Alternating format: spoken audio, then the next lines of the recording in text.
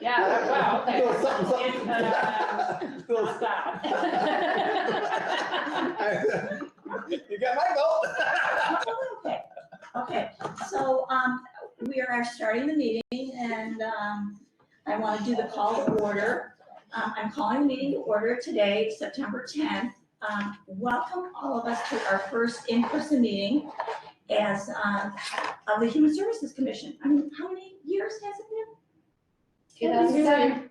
Oh, a little bit, how many, since we met in person? 2 years, 3 months. Mayor knows. Yeah, well, and I think we all are new since COVID. Yeah, That is true, yes. right. So we didn't have a formal in-person meeting in this format. Right, and in fact, we're all gonna have to probably go around and shake hands and introduce ourselves.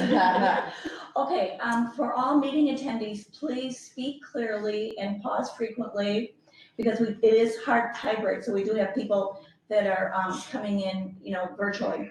State your name each time before speaking. Mute your microphone if you're using your mic. I don't think that really applies anymore now. Okay, how are we doing with attendance, Hannah? We do have quorum. We are missing Patricia with an excused absence, and then Kieran and Jaime may show up a little bit later, but I'm not sure. So we have everybody. Okay, cool. And first of all, I want to welcome Mayor PAULY. It's not in my script. Okay, so Thank you. thank you, Mayor PAULY, for attending. Yes. And Tisha, yeah. Okay, all right, and do we have anybody that's gonna be giving public comment? We do. We have Jennifer Coombs in attendance.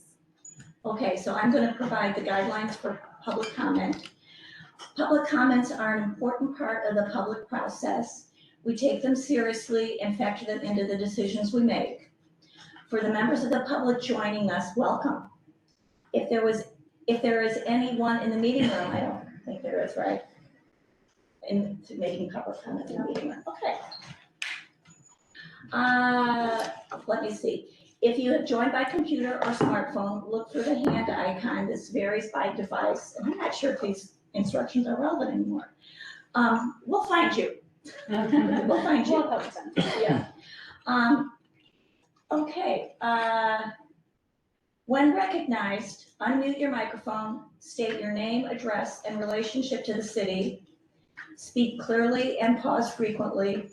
Please limit the comments to 5 minutes and mute your microphone when needed. Okay. I think you can introduce our first speaker. Yeah. So Jennifer, welcome. We hear you have a public comment. This is the time to make your public comment. Welcome. Okay. Thank you. Can you guys hear me? Can you guys hear me okay? Awesome. How long is public comment? I think my comment is about 3 minutes long. Is that okay? Yes, typically no more than 5 minutes. So yes, thank you. You're Okay, good. We're good. My address is 22845 Southeast First Place, apartment 405, Sammamish, Washington, 98074. And I am an executive director of a nonprofit, so I'm getting ready to speak about it. So if you're ready, I'm ready. All right. So thank you all for the opportunity to make a public comment today. My name is Jennifer Coombs, and I am the executive director of the Sammamish-based 501c3 nonprofit Essence Health and Research Foundation, which is also known as EH&R and Project Thrive through its program services. I'm here to talk to you about human services grant funding, which I think is on your agenda for tonight, because I think you're trying to finalize that funding. Essence Health and Research was left out of this funding cycle and missed the last funding cycle by 1 month 2 years ago due to getting 501c status 1 month after applications were due. So if EH&R misses out again, it's 2 funding cycles of waiting for critical and needed funding. I'm here to highly encourage you to reconsider putting Essence Health and Research back into the funding, even at a minimum level, because many of the services provided by EH&R have gone to Issaquah residents. Also, this is critical funding for small nonprofits. and we can't be left out due to giving so much of the money to larger nonprofits who can raise money elsewhere. It's critical that this funding reach small nonprofits like Essence Health and Research. Being able to begin that formal relationship with Issaquah is important at this time. My biggest concern is that the small nonprofits are being excluded at this critical time in our culture when inclusion is the highest priority. I have also heard that Essence Health and Research was left out of funding, possibly by mistake, because it's believed that this nonprofit is similar to Issaquah Food Bank. First, that's incorrect, and so I just want to correct that, because Essence Health and Research and Issaquah Food Bank are in two totally different categories on the funding cycle and provide different services. EH&R is a medical clinic. Issaquah Food Bank is a basic food and clothing bank. Second, the Commission has recommended funding for at least two other nonprofits similar to Issaquah Food Bank at very high funding amounts, while skipping over a medical clinic like Essence Health and Research that serves residents with medical conditions. And I've been serving people with post-COVID-19, autoimmune conditions, a ton of things, and also people with financial need with emergency crisis kits. And this clinic serves all residents, including those with a variety of cultural backgrounds and needs. So this is the perfect time to give funding to Essence Health and Research. But you haven't funded a medical clinic like this yet in your funding cycle. Most of your funding has focused on mental health. My quest here is to get Essence Health and Research in the funding recommendations here at the Commission level before it goes to the recommendation, before the recommendations go to the City Council, where I would need to work for weeks to get the Council to override your recommendations based on inclusion and ensuring that small and lower nonprofits or lower income nonprofits are not looked over or oppressed in favor of larger nonprofits. So I would be more in favor of getting you guys to reconsider here so I don't have to feel like I'm stepping on toes to get that change. EH&R needs a way in the door. So before you finalize these recommendations, please communicate with me. I would love to talk with you more so we can work together and collaborate to get funding for Essence Health and Research reconsidered in this funding cycle versus waiting 2 more years. Thanks so much for your consideration. Thank you. Thank you, Jennifer. Okay, we can move right into special business, right? Yes, Okay, and that's you. yes, thank you. So for special business tonight, we have Mayor PAULY with us, and to provide feedback and input from you commissioners on the process for the Human Services Grants recommendations. We successfully made those recommendations at our last meeting. Mayor PAULY had a chance to see those recommendations, and Mayor was so excited to meet with all of you, have an opportunity to thank you and get some feedback from all of you.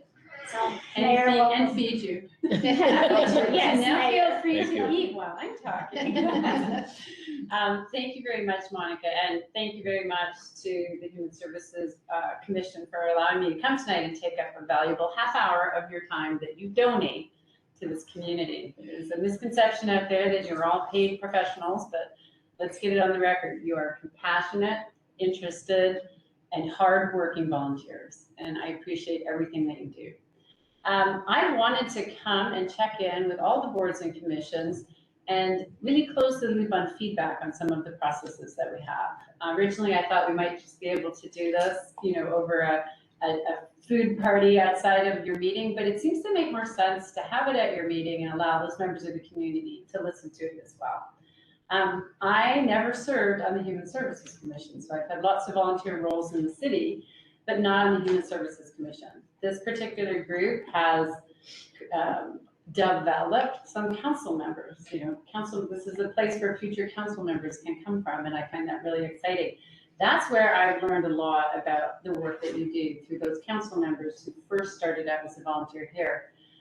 In working these last few years with Monica and her team, who are absolutely amazing, I cannot say that enough, absolutely amazing, there has been an increased focus on human services and what we do within the city. Monica has really helped me with a message of compassion and accountability, that we are trying to find people that are in need and we're trying to help, and that we are trying to support the nonprofit community within this region that services Issaquah residents by following the strategic plan that you developed. And thank you very much for that. I always believe it takes time out of your volunteer work to work on a strategic plan, but it's such a guiding light once we have it. And also Monica has really helped me understand the reworking of the process that went on, which was, my understanding when I was on council is we talk and understand what nonprofits did, but I want the city to move towards a people first approach, which is how do we measure the impact an individual has, no matter if they touch 1 or 6 services. And so this people first approach is about measuring impact and measuring outcomes. And the dashboard just for the pilot project work that we're doing with outreach for those individuals that are homeless is fantastic. I can see all the work that Monica's team is doing. I can see how many people they connected to services, how many people got into a shelter, temporary housing or permanent housing. I don't know any other jurisdiction that does this. And this is how you find out if the investments that you are making and the time that you are all taking to do this work is making a difference. And you can see it in the dashboard. There's lots of work to do still. Of course, we would like to see more people moving into permanent housing, more people having an easier time accessing all of the services they need. But this people first approach is a philosophy that Monica has just developed and helped me to understand why it's so important to have the strategic plan and to have you focus and do your work. And for tonight, what I'm hoping is, I know it's a 2-year process for you, and I know some of you are very new and others have been here for a few years, but I'd love to just have an open conversation about your work, thoughts and suggestions that you have, or just comments on the process that you went through, which I guess was a virtual process this time, which for some of you might have felt very different than the first time that you did it. So it's really your time just to have open conversation about the work that you do, why you do it, how you do it, what you would like to do differently. So Monica, thank you for letting me set us up for this. Thank you again, Mayor, for being here and for the lovely pizza. And I so loved when initially commissioners, as you may remember, the last meeting, we said, next we would love to meet with Mayor PAULY and perhaps we can have 1-2 representatives. And I remember that actually all of you were so excited to meet with Mayor PAULY. And so I so loved when we met with Mayor at a different meeting and Mayor said, Monica, without me even mentioning this, Monica would really love to let me come to the commission and meet with everyone. So grateful. And then with that, commissioners, I actually prepared a small cheat sheet if you wish. I'm gonna just share it on the screen so you're gonna be able to see, just to help you provide input, kind of not guidance for sure. I know it's small, but I was thinking we can take notes and we put 2 categories, right? We would love to hear what worked well in this process, and I'm sure Mayor would love to hear that as well. And then what suggestions and ideas you have for improvement. I think it would be so valuable for us to take notes now while it's fresh for the next funding cycle. And so with that, you can start from as early as the equity training that we did. Mayor, you may or may not know, in addition to the city's equity training that most of our commissioners did so far, we also did right before the application cycle an equity training focused on funding, specifically on funding. So that was great. Would love to hear input on that. He also met a little bit with other Eastside Human Services commissioners during those trainings. And then other input on how was the entire process for you, the small group work that we did over the summer,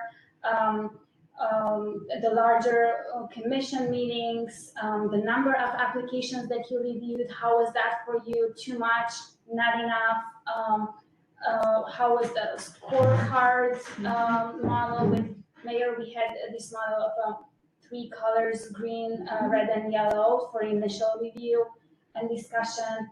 How was the Share One app, if any of you use the Share One app to log in, or if you use the PDFs to review? So all of that, any other information, communication with us, anything that comes to mind, the timeline, we would love to hear. So. And Monica, before we start, Hannah, are you doing the notes on the process review? I think it's on Monica's Oh, computer that's right okay. now. I just wanted to make sure, Monica, we introduced your intern as well tonight, who is doing the minutes for the meeting, because we do have one guest in the room. Would you like to introduce her? Absolutely, please, Hannah, Yeah. I'll let you Elena, this is Elena Pan. She was at our commission meeting virtually last month, but I don't think we had an official introduction. So Elena here, do you want, I don't want to take your speech. You want to introduce yourself? Hi, my name's Alina. I'm a high school student at Issaquah High School. I'm in the 11th grade, and I've been just recently getting involved in the Human Services Commission, and it's been great to see the process, and it's been really valuable to see how much of an impact all of you have on this, and it's been just amazing because I've been able to learn so much from all of you, I think. Thank you. Oh, Nice thank to you. meet you. Do we want to just go around quickly and introduce, because Mayor Paula doesn't know everybody's names here. Sure. Okay, I'll start. I'm Trish Floor. But I do know Trish. Yeah, so go this way.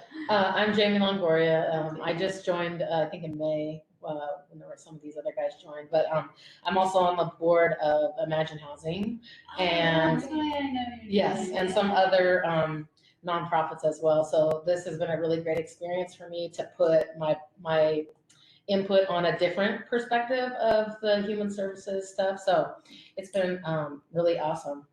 I think the diversity and equity training that we started out with was amazing. A lot of us have had that training and we have it every couple of years, but it's good to refresh. And then the additional training that we did that focused just on funding the equity part of things, that really helped put things into perspective when we started to actually look at the grants. Because we looked at it through that equity lens, and that's what made me feel comfortable making the decisions that I made. And so I felt really confident in the decisions that I made, and felt that I was being very fair and equitable and doing what was best for the people of our city. Wow, and thank you for working for Imagine Housing. Yeah. I've been associated with that group for over 15 years. I love the work. Yeah, it's an awesome I met experience. your Costco board members today. Oh yeah, Jackie Frank. Yeah. He's He's a nice retiring guy. retiring in January. Yeah, He's awesome. yes he is. Wow, nice to meet you. Thank you. Maury Edwards, we met, and I am new as of May. The reason that I came here was to, as an expression of my faith, and to try to dismantle oppression and build equity in my local community. And I came in with those very thoughts. I mean, that's how I talked to Hannah and Monica, and I'm so thankful that I got to be part of this. The training that we did was excellent. We did a couple of sessions in the beginning, and then we've just done another one here that was really good. And I do a lot of other work in other areas, and I use some of the stuff from those trainings, actually quote them. So good stuff. The process itself was really, really smooth. It wasn't easy, but it was smooth. We had great tools. We had the tool that Monica talked about, and also Trish developed a little kind of a gathering tool for us, for Manny and Trish and I, so that we could see what each other was thinking and we could have a record of that. In addition to that, I have to say that it was really hard to not fund everybody.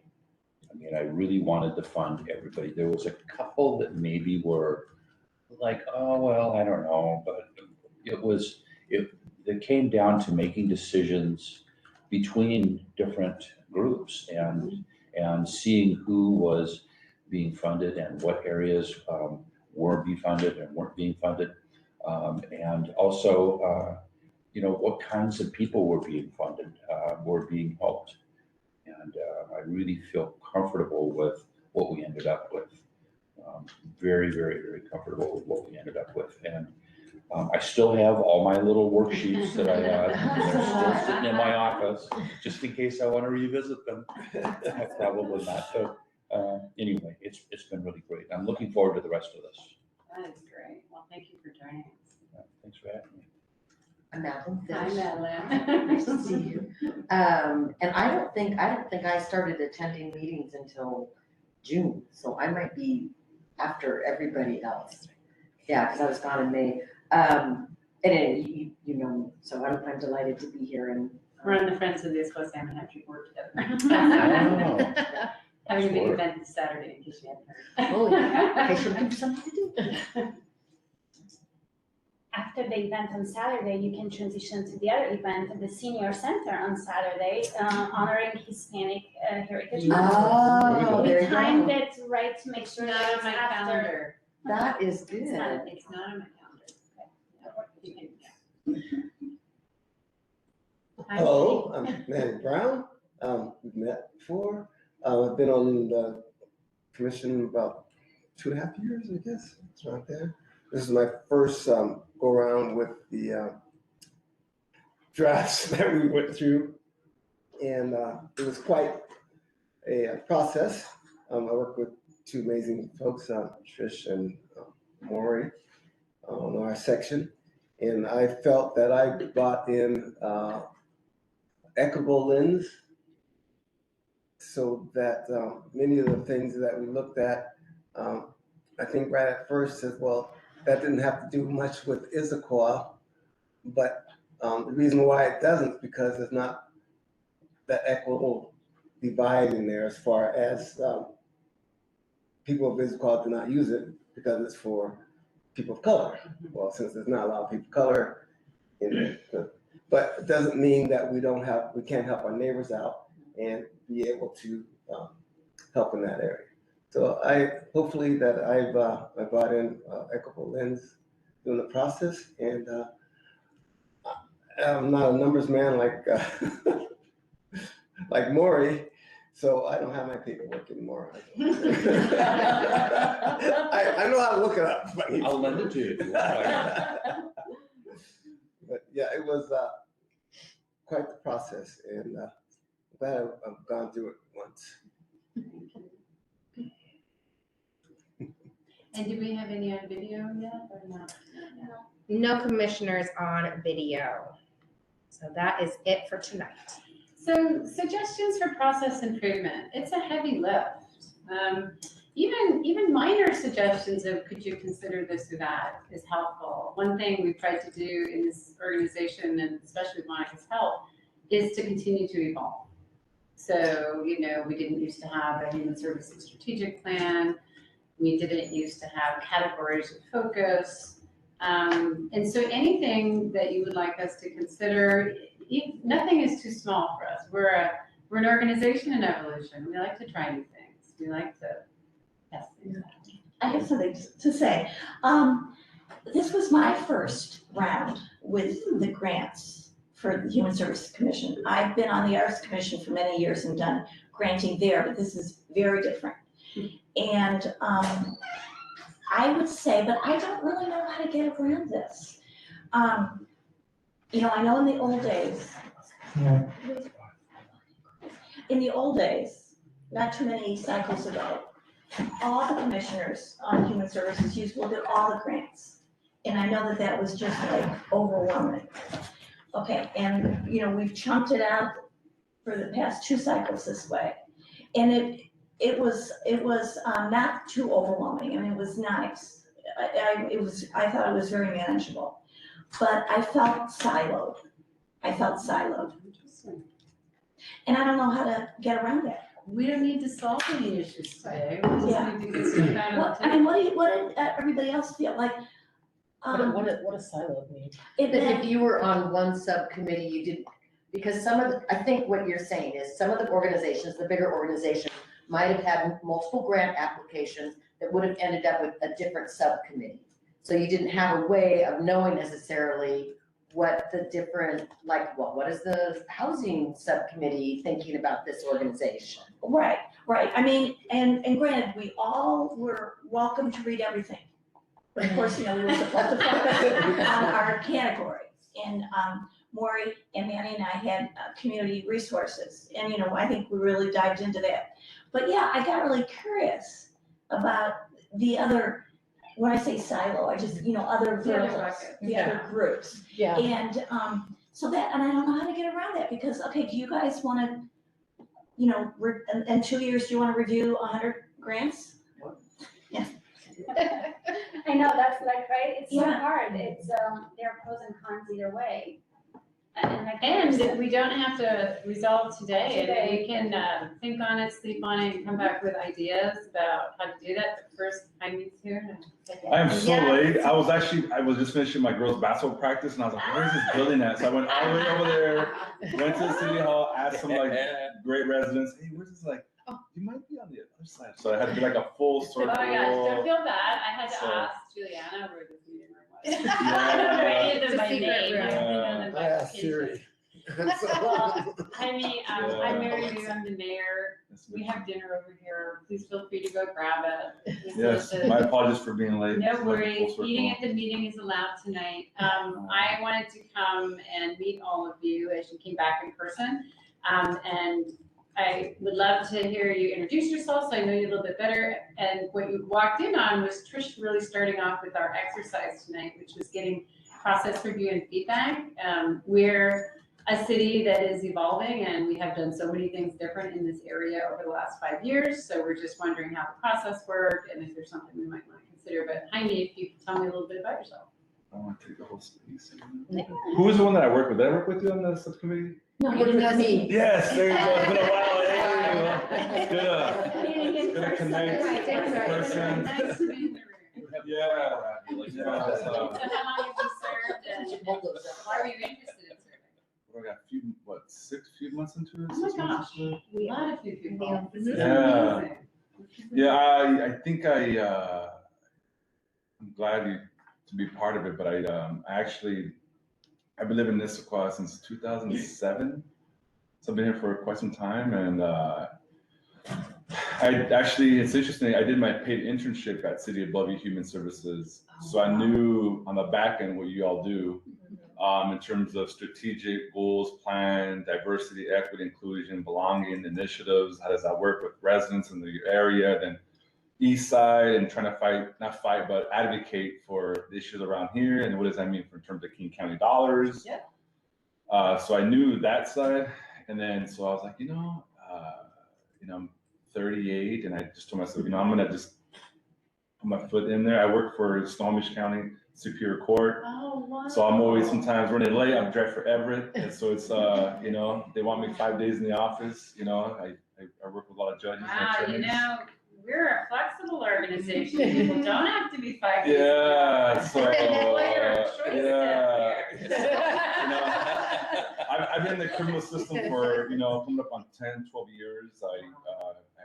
My parents are immigrants from Mexico and residing in California, Yakima, moved here, got my master's at UW.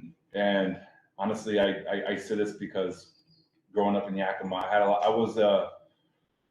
of good people, a lot of good neighbors that said, "Hey, have you ever thought about?" I think they had like a grant going on about working with the community, planting trees, walking around. They call it community beautification at the time. Yeah. And I had a good friend of mine, and I got introduced to the job, but I also got introduced to the civic skills around it. Oh, And I thank them for that because it allowed me to see other areas of how this work does around the community. And so I've been living here for almost plus 10 years, and I said, it's probably time that I, kind of put my talents to work a little bit.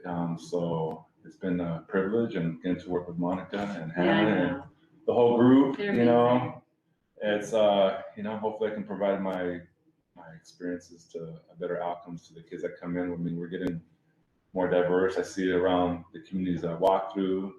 And it's it brings excitement for me. I have a little girl here, and she's in the elementary school across the street. She was at Lagalitos. Yeah, I have a couple of friends here. Yeah, and it's been a good experience to see bilingual services being used in that regard. And we try to, with our little one, to speak as much Spanish because we forget it. And my parents don't speak English even to this day. Wow. Yeah, in Yakima, it's they can kind of get away with that in a way. But it's pretty cool to see, communities evolving and thriving, and taking every person in terms of, so it's kind of, it's super cool to see, and I want to be part of that. Wow, So- we are lucky to have you. That is a great introduction. Yeah. I was talking earlier too about all that Monica has taught me, being a former public works engineer and consultant myself. This is one area that I really did not know a lot about, even though I was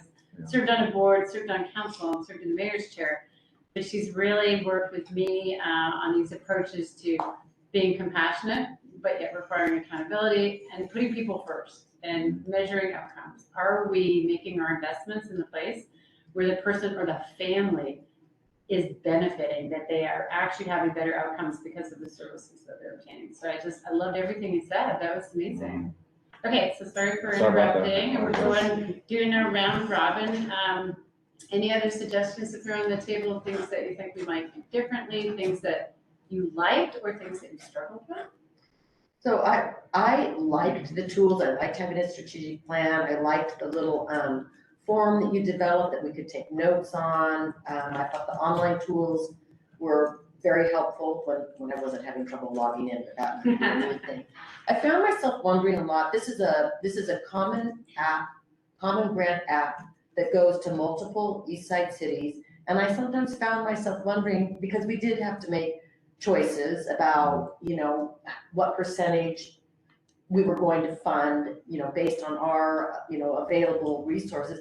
And I sometimes found myself wondering, well, maybe Bellevue, maybe this is gonna be a better fit for Bellevue and Bellevue's gonna step in, and I don't know that that's something that can change, but I just found myself wondering, it would be so interesting to have the overall picture because, Issaquah has limited resources, as do those other cities, and that was just a question that I found myself thinking about. What was the big picture here? That's a great question. Yeah, I mean, coming from a different country, one of the surprising things to me was how much service delivery is done by nonprofits who are very mission focused, but may have overlapping missions, or we may have a gap in service. And one of the projects Monica and I are working on, we're very, very lucky to be working on it. It's called Familiar Faces. And what's the organization is it NACO? Yes, It's the National Association for Counties, what's the, It's got to do with criminal justice system and social justice as well. And it was going to be 10 or 11 counties that talked about those, again, focus on the individual, those people who need services. How do you know who's servicing them? Are they getting enough services? And so again, it flips it from being organization service provider based to people first. And again, that brought up the whole conversation of our system is still we don't know what other cities are doing. We don't know the full sources of funding, and again, we don't want to get there where everybody takes their pie and chops it a different way. What we want to do is make a difference. And so I don't know the answer to that, but that was a fabulous question. It's that same silo issue that Trish was talking about, Yes. holding on a bigger scale. Yeah. So Marilyn, were you even thinking, is there a possibility that all the cities could somehow know what each other was doing while we're deliberating? I don't know, because when I think about it in that way, I just think, I think like nightmare, instant nightmare, right? Because how many overall grants, applications were there, 120? oh no, 260, it's close to 300 across all, there are multiple. Yeah. Actually, I think even more.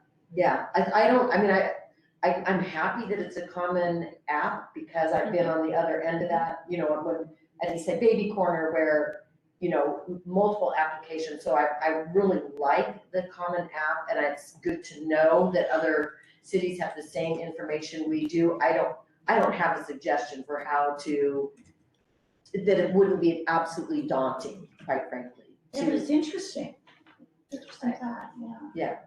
I think it would be also interesting to know if some of the organizations that apply to us, who are the county funding those organizations and or the state funding those organizations. Like my big thing with the I think it was the King County Sexual Assault, they had applied for a grant with us.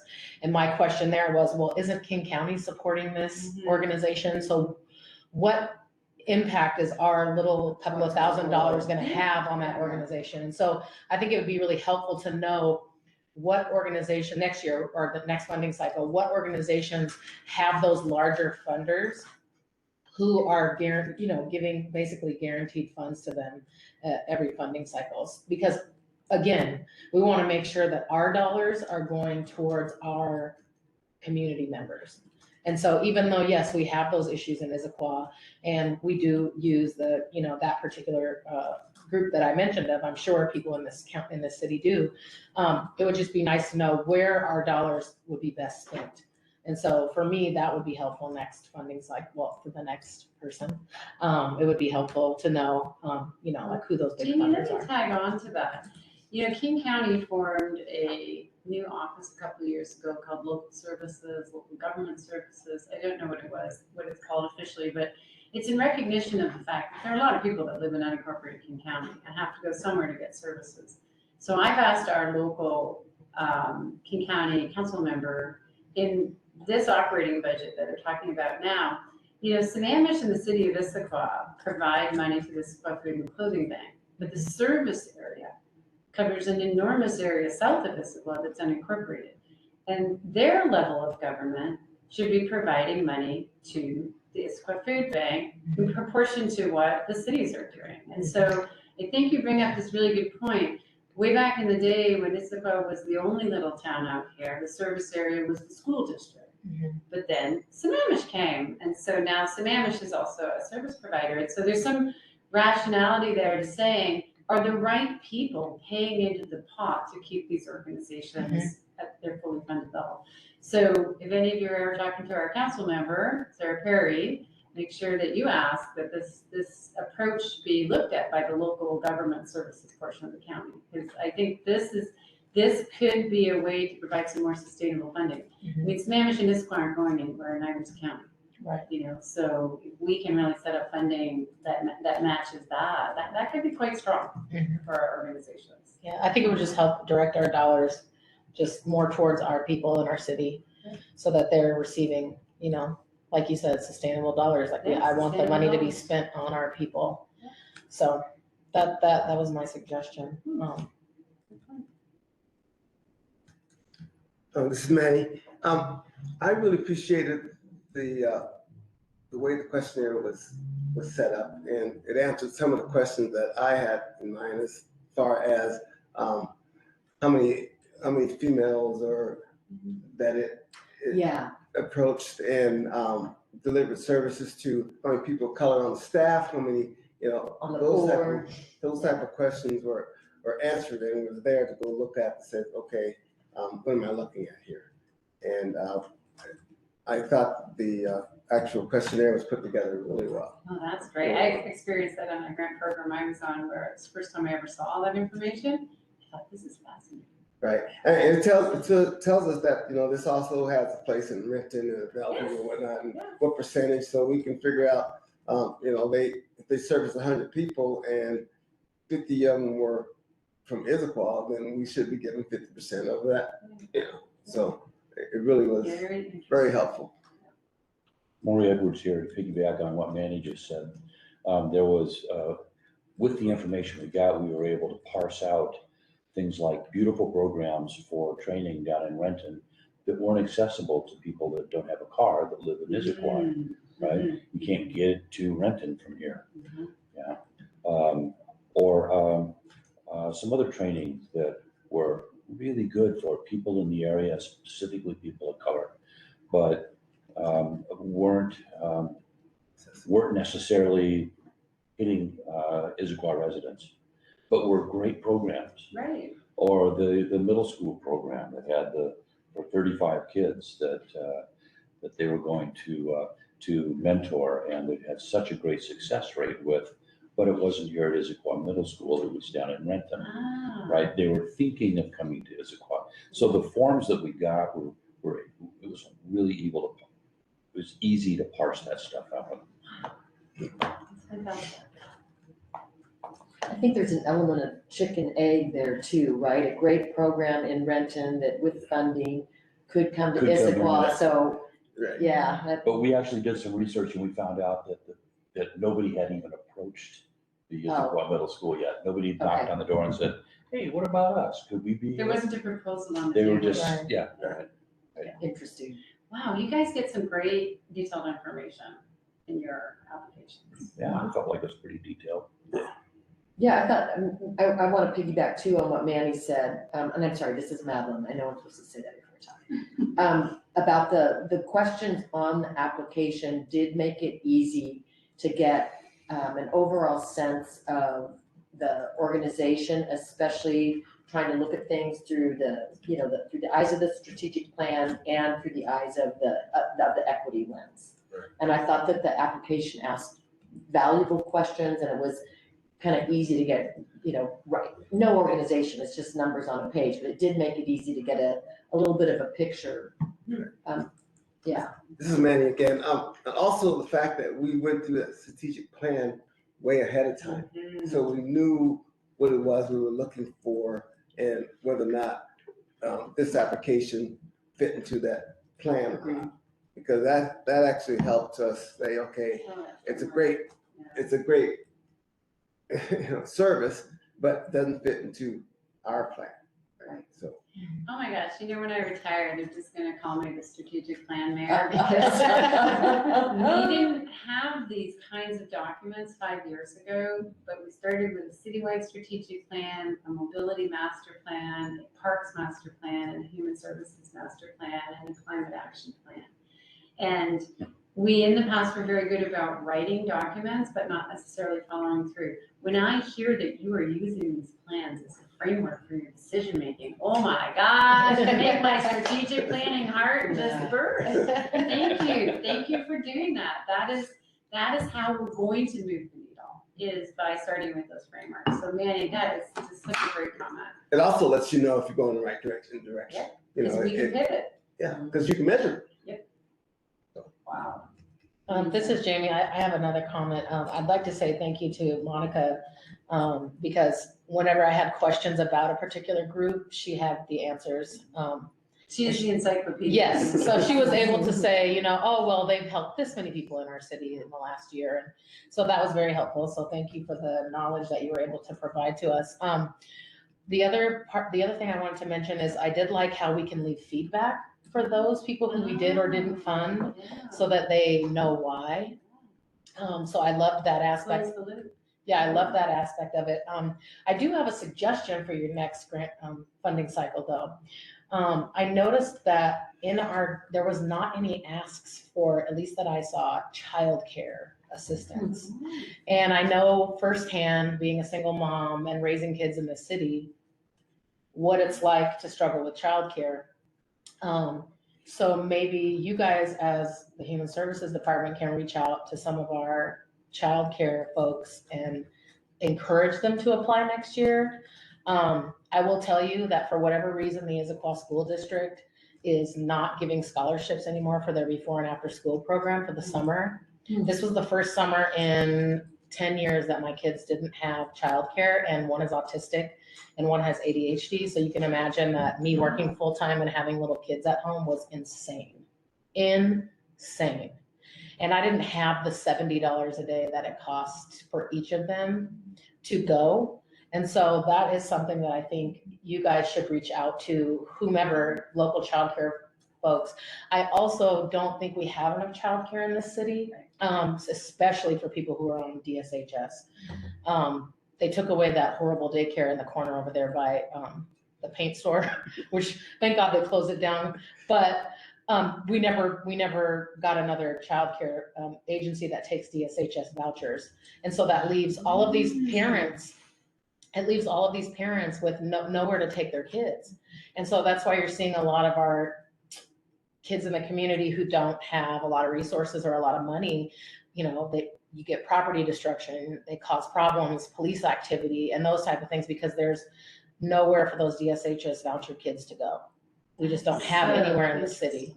So I would like to make that suggestion that maybe you guys reach out to some of our local daycare people before the next funding cycle and say, hey, we have funds, we'd like you to apply, because a lot of our citizens don't have, access to childcare. That's a good point. This is Manny. Manny again.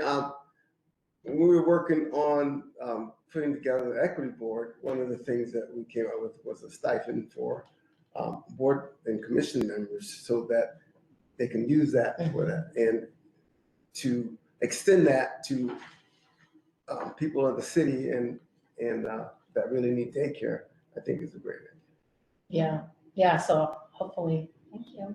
And even I think working with existing childcare providers to see if there are opportunities for them to expand and try to expand capacity since, yes, capacity is such a. Yeah, like someone mentioned Lagarlitos, and man, they're amazing. And their little tiny building that they have, and there's so many kids that I'm sure would love to attend that school. And Oh, yeah. it would be awesome to help expand them, you know, a place like them that has been like a pillar in the community for childcare. So, yeah. There's even like King County dollars for that. They have Best Starts for Kids. Yeah, that just started this year. I know, but I'm just, you know, it probably compounds your point about I know. city, you know, capacity when it comes to before and after. And I ran into it just last year. I'm like, what's going on with this? They send up so fast. Yeah. And then it's Yeah. like, what's the options? Yeah, I mean, the Issaquah School District before and after school program is amazing. It is an amazing program. Without that program, my kids who have special needs would not have been as far as they are. So they are a great program. But they also have special funding, like guidelines. So it's like all parent paid. It works in a funny way. So I'm wondering, is there a way we could work with them? Because if we could expand that program to make it so that all kids that attend our elementary, middle schools have access to that. Because right now they're so limited and they have such a long wait list that it's harder for new people or kids that are coming into kindergarten, they can't get in. And so, and with the other limited childcare resources, it would be nice to talk with the VAST program at the school district and just see, is there something the city can do to work with them, even if it's like grant funding? Great suggestion. Great. I'm hearing some wonderful stuff. And Monica, I probably blew my timing as well, right? Like I'm a little over. I would love to, another minute or two, throw a few more things on the table, but I'd also remind you that this is not the end of the conversation. You've got Monica's ear in my ear all the time. So if you walk away from tonight and these things pop in your head, please send them in. What I'm hoping to do with this is we have a council meeting on Monday night, and I have a few minutes every meeting to do a mayor's report. And I'm going to work with Monica, if we're ready, and give a highlight of what I'm hearing back from you. I'll be able to thank on camera for all the hard work you did and talk about some of the really creative ideas you've come forward with, and let the council know that and let the community know that through the meeting. So that's the hope of how we continue our work tonight. Awesome. Yeah. Well, thank you guys for giving me part of your meeting. Thanks for Thank the you for pizza. being here. See you, yeah. Thank you for our little gifts too. They're cute. Yeah. They're little gifts. They're cute. In no way match the amount of time and effort and passion you put into your work. But thank you for everything you guys do. It's great. And now you get to go to approval of the minutes. So nice to see you all. Thank so you. much. Thank For organizing. Thank you. Okay, I know that last month's minutes are very fresh in your mind. Right? So, does anybody want to make a motion? I motion that we approve the minutes. I second that. This is Maury Edwards. I second. Sorry, Does anybody want to talk now about it before we vote? Okay, I think we're good. And I forget, we don't vote, we just. So you can choose not to vote, yeah, so if you don't have discussion and nobody has any edits to the minutes, then you can just say something along the lines of, if there are no edits to the minutes, we can consider the minutes approved unanimously or unanimous consent. Okay, heard what she said? Okay, all right, so the minutes have been approved, Awesome. okay. And, okay, then we go to the staff report. Yes, thank you, commissioners. We just have a couple of updates from you. As you may remember, usually I take the staff reports that are updates from mayor and city council. Mayor PAULY was just with us. But one update from recent city council action that I wanted to highlight was that at the first meeting in September, on September 6th, City Council adopted an ordinance that requires landlords in Issaquah to provide 120 days written notice to tenants for any rent increases over 3%. This is an increase from a 60-day. The state legislation requires 60 days. City Council extended that to 120 days. So that goes in effect at the beginning of October. So the ordinance was adopted on September 6th. It has 30 days to go in effect. So it's going to go in effect on October 6th. We are sending out communications to the community, but please spread the word. It is an attempt to help tenants with the increased cost and the increases in rent. So that's that. And we will continue actually to go back in early October. We will continue to work with City Council on some other tenant protection programs, including the City Council is interested in further considering a cap on perhaps late fees, as well as a cap on moving costs. As you may know, capping rents in Washington State is illegal, so there's not much that the City Council can do on that, but they are looking at any other creative ways to support tenants in the community. And also like looking at not hurting much landlords because they are aware that everybody's having a hard time. And when you say moving costs, and I have to remind myself, to me, I always think, okay, that's when you go out and get a U-Haul and what is the cost for you to move in? Monica is talking about first and last, right? Yeah, so typically the what they consider moving costs, yes, is those security deposits that you need to put in advance, or sometimes they ask, yes, the first month rent and the last month rent. So yes, that's a very helpful, yes. It's not the U-Haul moving moving costs. So that's great clarification, Trish. Well, it could be just me, but that's where my head goes, yeah. Is there a moratorium on evictions? No, Or has it not been any lifted yet? longer. That has been lifted in October of last year. I mean, in June really, but then there was a bridge for October. So as of October 31st, there hasn't been. And so with that, in October, the city last year, the city council also adopted a large amount of money, significant amount for rental assistance. But then as those, now they are coming to an end, and King County had a significant rental assistance program. As all those support programs come to an end, then tenants are seeing large increases in rent all of a sudden. So trying to give them a little bit more time in case they need to find a new place, in case they need to find a new job. So a follow-up for that, has there been increase or decrease in evictions or people? I don't think there's enough data, but we did hear more and more of people who have been evicted, especially in the last few weeks. We do get calls at the city of people who are looking for assistance because they received eviction notices. The city, though, we do have a mediation program that we fund the city, and this was during the pandemic. You might recall, City Council provided a lot of assistance, and providing mediation services and funding for mediation services was one of them. So for those, there are those resources in place for those who receive eviction currently. Yes. I'm sorry, and just to follow up on that, the reason I asked is because one of our areas was housing for the grants.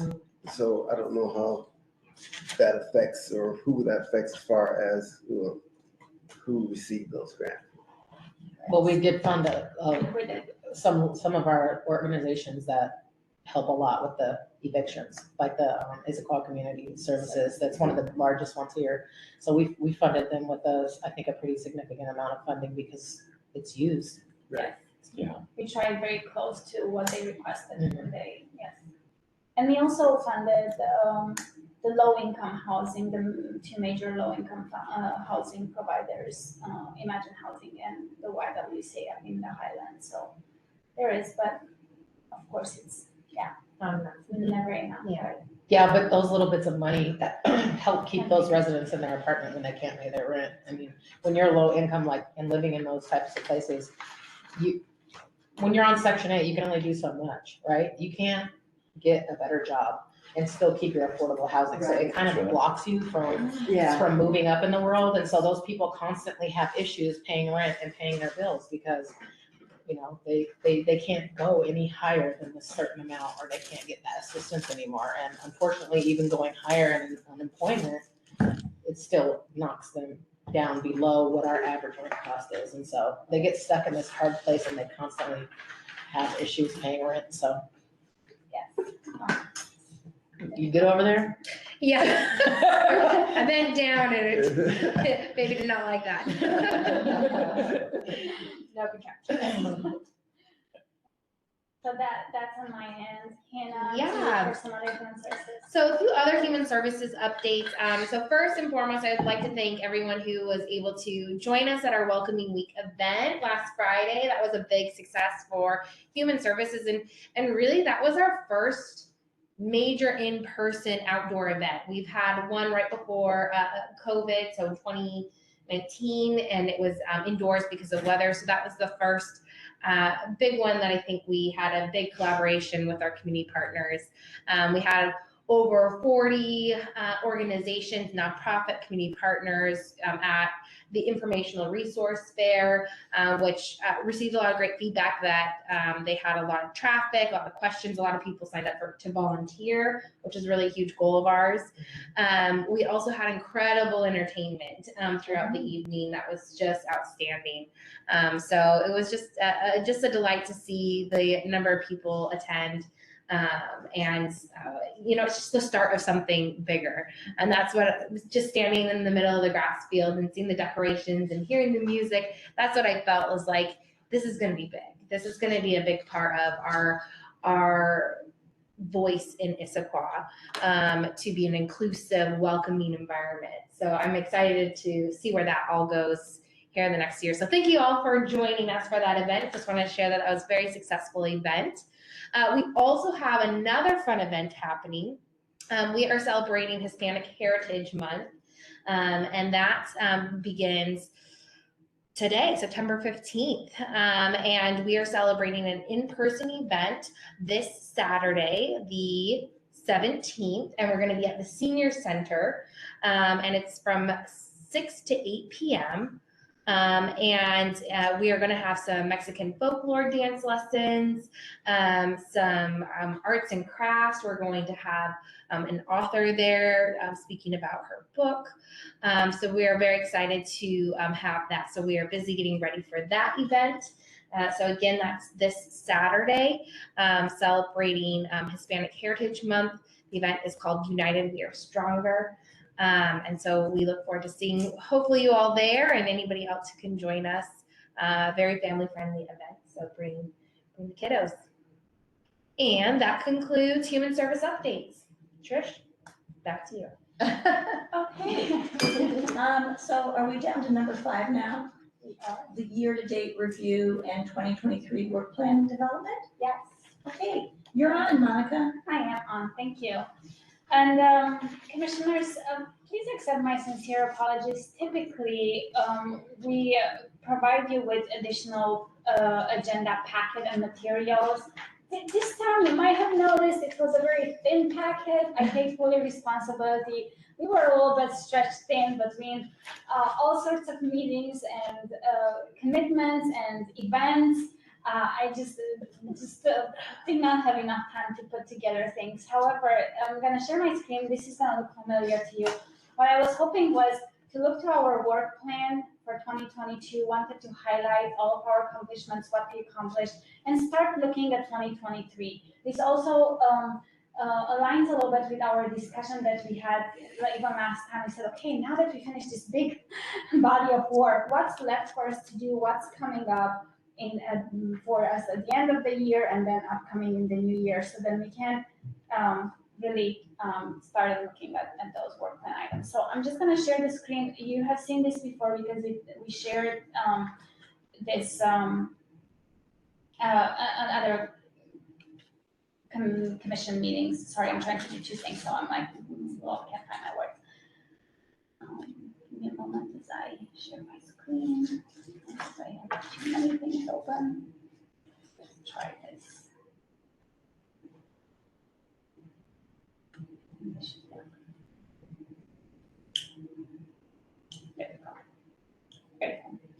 So does this look familiar from this is our work plan for 2022.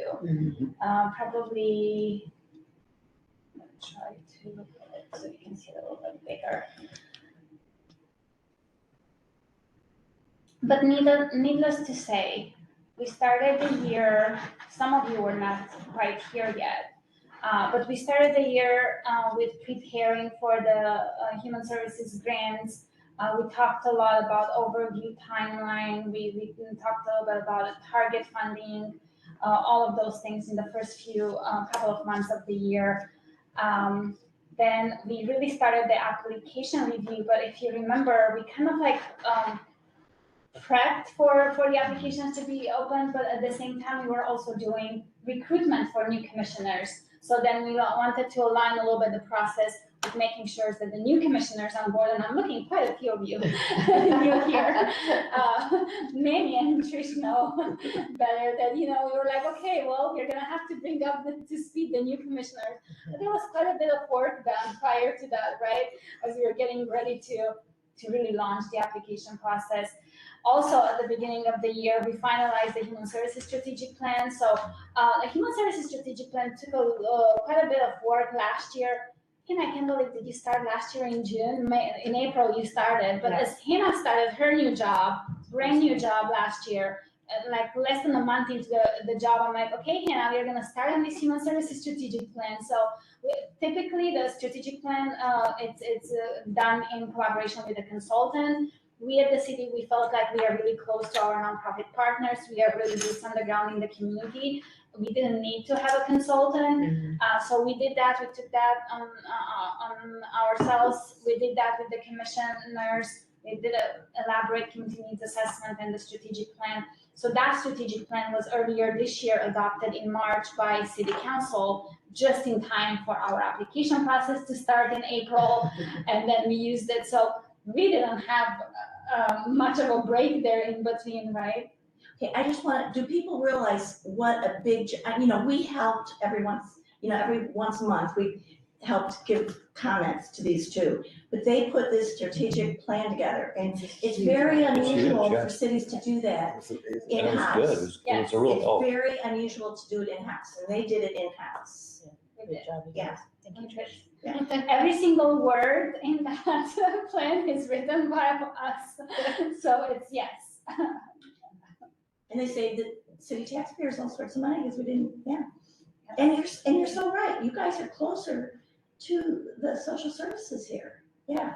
We gathered some really helpful information, and I think you could see it in the strategic plan. And I'm really glad that was able to be highlighted because it's a new process for us, our new tool in our toolkit to have as we look at our human services grants. So this is Madeline. What we've talked about what the challenges and the things that we like with the whole process. How did having a strategic plan, was that a helpful tool for you? I will start off by saying yes. Oh my goodness, yes. It really, it gave us something in black and white on paper that we knew recently came from our community. And that's the biggest thing is our strategic plan really came from what we heard from the community and the needs.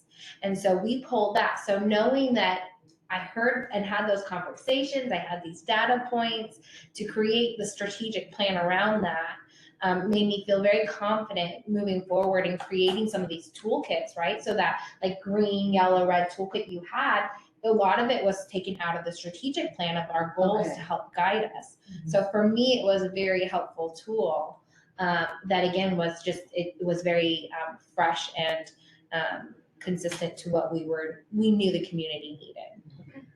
And also, Madeline and I would like, actually, I'm gonna give it back to Hannah because she attended those meetings. Taking it even a step higher at the regional level, as we collaborate with other entities who may not have a strategic plan, it was a stark difference to see how they were struggling because they didn't have a guiding star. And so, right, would you like to comment more? Because I know she was coming from some meetings and like, Monica, we are so lucky we have the strategic plan. We are so above. So, Yeah. Oh, that's really yes. interesting. Oh, yeah, exactly. Yeah, a lot of jurisdictions were kind of going off old data and making their decisions off of that. You could tell they were still trying to decide, like, how do they want to do it with their commission? And it was just, it made me thankful knowing, you know, that we had guidelines, again, that came from our community to help us kind of make these really difficult decisions that you all had to make. So, yeah, big difference. Does Bellevue Human Services have their strategic plan? So Bellevue does things a little bit differently. While they don't have a strategic plan, they do a needs assessment that they update every other year. So while we did our needs assessment, then we used the needs assessment to create goals. The city of Bellevue staff also, they did their needs assessment. It's just that, so they just use the needs assessment, right? Without necessarily having a strategic goal or planning or prioritization, but they have that. On a side note, those interesting conversations we started having with the city of Bellevue and some other jurisdictions to see if is it even worth considering have an East King County regional strategic planning process in the upcoming years.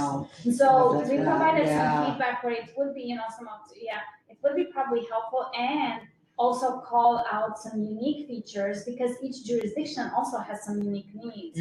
But I think it might be worth it. It's a big undertaking. Yeah, no And kidding. so we'll continue the conversation in the next year.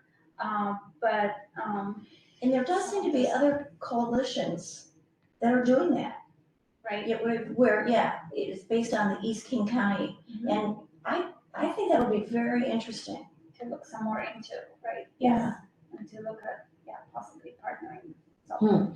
And I just want to put in, I thought having a strategic plan, I thought it was just wonderful.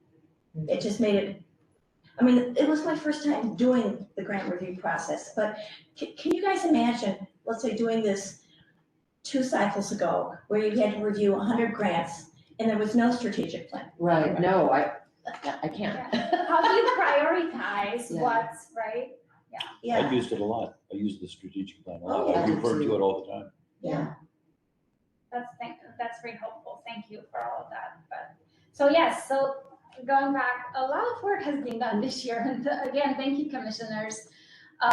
Along with that, just for tracking, you have received some updates and not so much in the last couple of months, but you are all familiar with our behavioral health and homeless outreach program. So that is also a program that we just launched last year. We really created, like somebody of my reminded me recently that, you know, just a little bit over a year ago, the human services functions in the city were just one full-time staff, and we really created a division since. So a lot of work has been done just to set up and establish that behavioral health and homeless outreach program. You heard the mayor talk about the homeless outreach dashboard. There's a lot of work in tracking data for that, and some more work on that gave us actually more information on what does homelessness looks like in Issaquah. So then now we can, I'm going to talk in a few minutes about what's coming up, but then that data then can provide, it's almost like a needs assessment just for homelessness that gives us information on what services are needed, and that helps us then make recommendations for services that way. You might have met Marisol, one of our other part-time human services staff. She's been supporting our community court that launched just last year as well. So a lot of great work was accomplished this year so far. And so with that, I think there are a couple of things that did not get done. For example, we were hoping to have presentations from nonprofit organizations. We didn't have time over the summer to do that. There are way too many organizations that I can't imagine all of you reviewing the grants and having those. Typically, with your permission, I'm going to now start talking about kind of like what's coming up. In the past, after the grant reviews are completed, the Human Services Commission would start working on a plan to visit the human services organizations that you fund. And that, that used to be something that I really liked about Issaquah because it was a little bit more unique. So our commissioners, we would set up a schedule, who's going to what organization. Similar with like, of course, you're not gonna go to all 40 in some programs that we fund, right? Like everybody's gonna just take a couple of, depending on your capacity. But what was interesting is that you went as commissions, without even staff, just went to visit, right? You got to see in person the work that they are doing, interact with them, build relationships, which we really like that. It was unique about Issaquah because typically other jurisdictions, what they do, they invite the organizations to come to their meetings. And that's also an approach as well. But so some jurisdictions create a panel. Let's say, oh, tonight we are gonna invite all the food service organizations, or next month we are gonna invite all the rental assistance organizations. And so they create a panel. They allow everyone to talk about for 5 minutes. And there are pros and cons about both approaches, really. But that's something that I would love for us to continue the conversation next month, and to plan for 2023. What would be best for us to do as a commission? So what you've done it, so what I'm hearing, this is Natalie, what I'm hearing is that you've done it both ways. Or in the past, you've done site visits, but you've also created an opportunity for live or virtual presentations where representatives from an organization would have 5 minutes to say, this is our organization. Other jurisdictions, so other cities have done that approach. Okay. Issaquah historically has done the site visits. Okay, Yes. okay, thank you. Of course, I mean, there's always an option, just like tonight, organizations can come and provide public comments, but we didn't do a formalized, just come and let's have a panel of. But that's something I think I would love for us to discuss, start thinking about it, and I would like to have it as an agenda item for the next couple of months as we plan for 2023. How should we do? And it doesn't have to be one way or another. Maybe we'll end on a hybrid or something different. But so in the past, like, did you?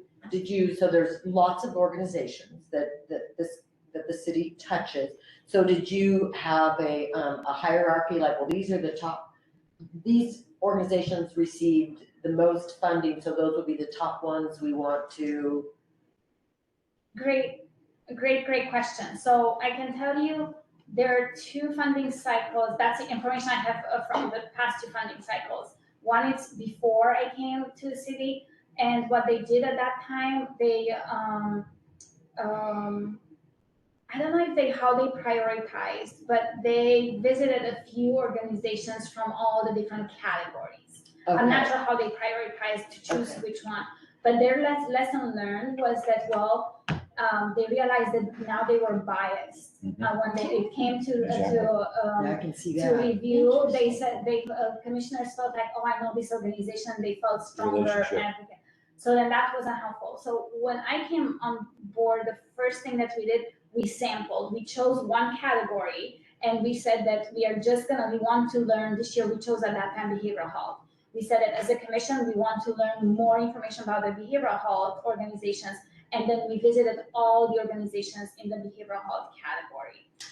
But then we didn't have time to visit the others. So that's why there are pros and cons. Sure. Either way, would love to talk a little bit more. I would love to even just gather more information from the other jurisdictions on their end, what worked and what didn't with inviting organizations to them. Of course, to apply the equity lens, it's always easier to go to the organizations, not necessarily to ask them to come to us. But again, they're like. And then it depends on what kind of presenters they are, Exactly. whether they're a likable speaker, Right.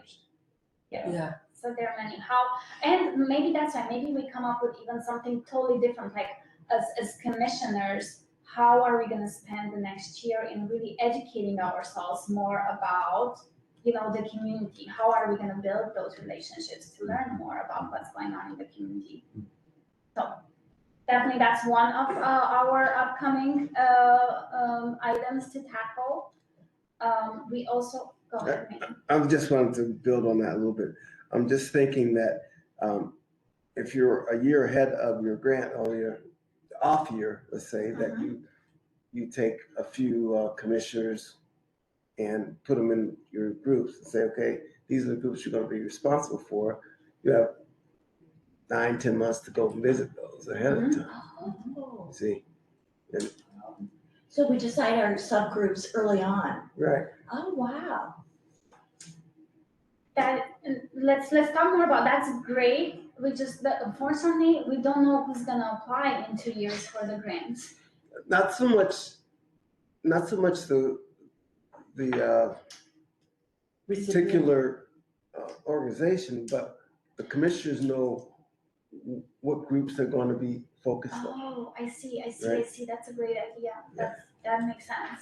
Like for you to even educate yourself, let's say like more on the housing continuum. if You get more know that knowledgeable that's about your- housing, yeah. Yeah, so Right. then Right. you educate. That's great. That's a great suggestion. So, sorry to interrupt you. No, that's great, thank you. So we'll work on this. Another big item for us, now we have a human services strategic plan, and we use that to guide our human services grants, but it doesn't stop there. We have several action items on the strategic plan that we started working on implementation, so we would love to bring you updates, bring you challenges, work on that. So 2023 is gonna be a big year for us to work on implementing the human services strategic plan. So more on that. My computer went.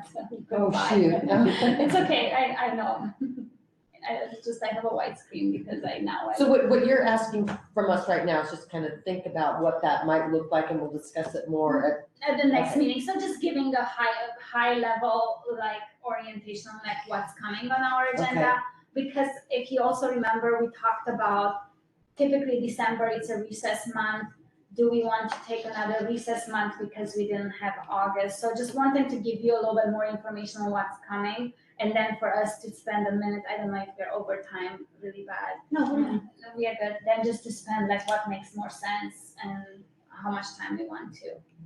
So yes, no, just in conversation. I'm not asking you to take decisions tonight. That's right.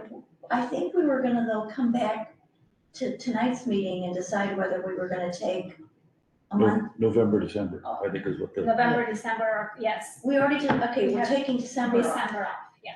Okay, and the question, okay.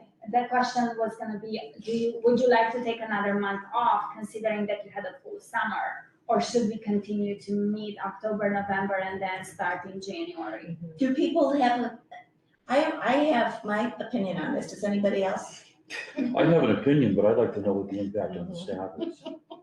What's the impact on you two if we do take November off, if we don't take November off? Well, she's gone.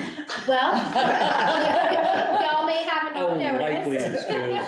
I'm having a baby any moment now. Yeah. Just set up a little table in the office, you can have your baby and. I appreciate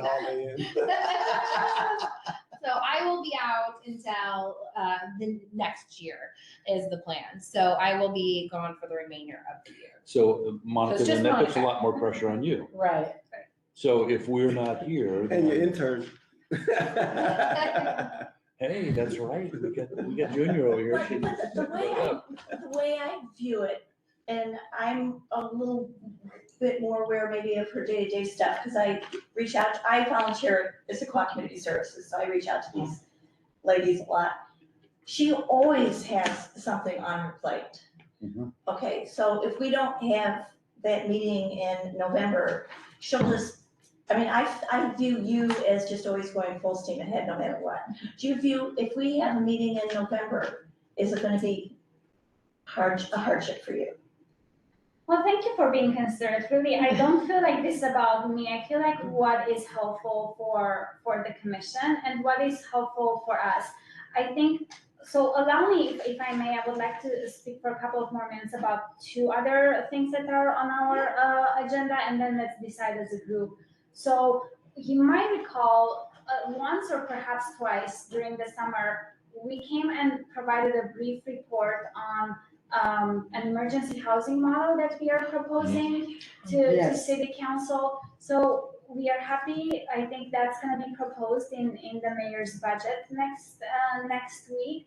And so we would love either in October or November to come back to you before the city takes a final decision to discuss more details with you on that program. I think it would be helpful for you to have more information and offer any recommendations depending on what city council asks. And then last but not least, we have the human services grant. So we have the 2021-2022 human services grants that we are working. We have quarterly reports. Because we are so busy, we didn't have a chance to provide you updates on that. So would love to come back and provide you some updates on how we are I doing think she's that. already answered the question. Okay, good. Yeah, it So sounds that like, being you want to said- meet in November. That's what I'm hearing. So, and then, but that being I'm gonna said- feel really guilty if we don't meet now.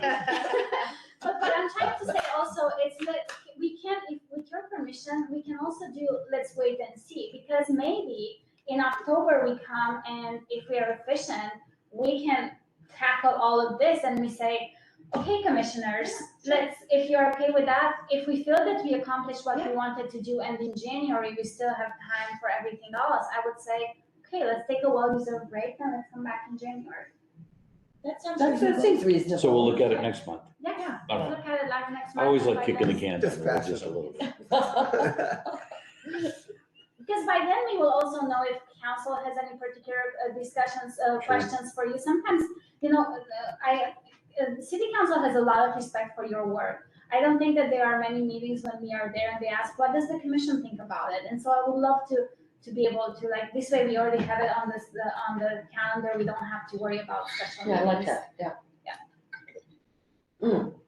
And speaking of calendar, this is our meeting that would have been next week, right? Yes, Okay. so no meeting next week. Our Okay. next meeting is scheduled for October 19th. October That's the 19th. third Wednesday. Super. And it's back here now, you know the space. It'll be here. Here, Right, yes. okay, perfect. Will we usually You know be where it here? is now. What's that? We'll usually be here. 2 minutes away. I know, Basketball that- game. Oh, I'm sorry. Please call us back. So where are we now? I think we are done with this item, Okay, and I think that. okay, means we're down to other business or announcements. Well, we got one big announcement.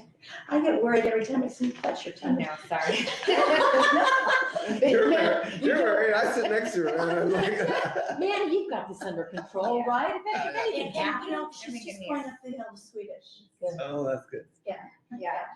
Yeah, well, I just want to say thank you all commissioners. It's been just a pleasure working with you this year through this grant cycle, getting to know you all, especially as new commissioners, a lot of you.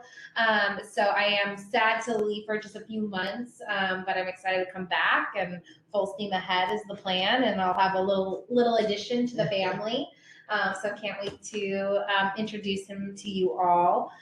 So I'll have Monica send you pictures. So be Looking a forward to Kaden. participant of that. Yeah. So thank you all for your support and working so well together. I really do appreciate that. I So, hope everything goes smoothly. This Oh. is number 3 for you? number 3, yes. Oh, my goodness. First boy though. Yeah, been there, done that. 3 more and you got a basketball team and a guy on the bench. I'm working for a football team, right?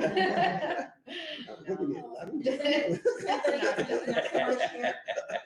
Unless you're playing both offense and defense. I just want to say, I'm so glad to finally see you guys in person. Yeah. Oh, Trish, yes, I totally It's agree. so nice to see you guys in person.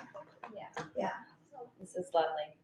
Yeah. So yes, the same here. It's so nice to see everyone in person, and it's so great working with you, and now just seeing you also in person makes it. Yeah.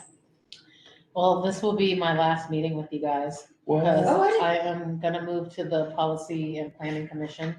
Oh, So it's been a pleasure working with you guys over the last few months, and I've enjoyed the work that we did together, and I learned a lot from this group. Congratulations. Thank you. Yeah, so I look forward to that. Be interesting. Wow, and like, yeah, that's a great board. It's a commission, right? Yeah.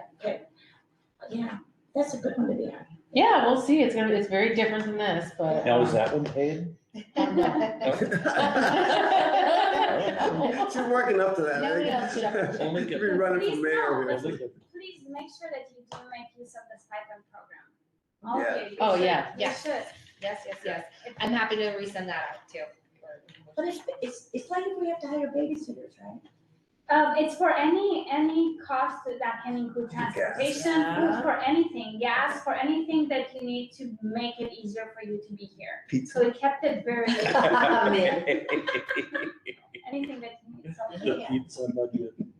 please make use of that. Thank you. Yeah.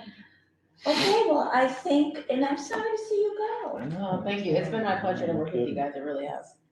but you'll have an impact on PPC. We'll see. I don't know if they're ready for me. That's exactly the type of person we need. I don't know if they're ready for that, but That's we'll, exactly they're gonna what be, we they're gonna be, have to get ready. Good for you. It's not a huge group. I think right now Did you it's, get one of what is, how many people are in the I think group? there's one of you here. There's Steven and then 4 other people that I saw on the commission right now. Are we still being recorded? So we can close. Okay, meeting's adjourned.